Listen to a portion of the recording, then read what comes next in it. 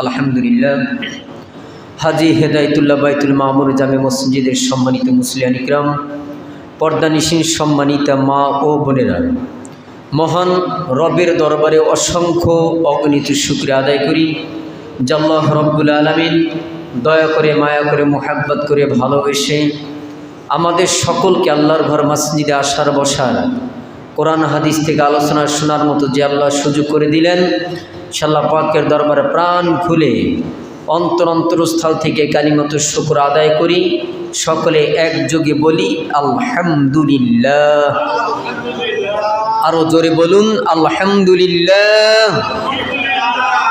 আল্লাহ পাকের দরবারে আরো শুকর গুজার করি যে আল্লাহ রব্বুল আলামিন আপনাকে আমাকে, এই মাসটির নাম কি?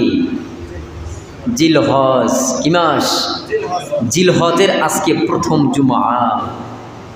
আমাদেরকে জিলহজ মাসের প্রথম জুমায় আমাদের সকলকে একত্রিত করে দিয়েছেন, আলহামদুলিল্লাহ।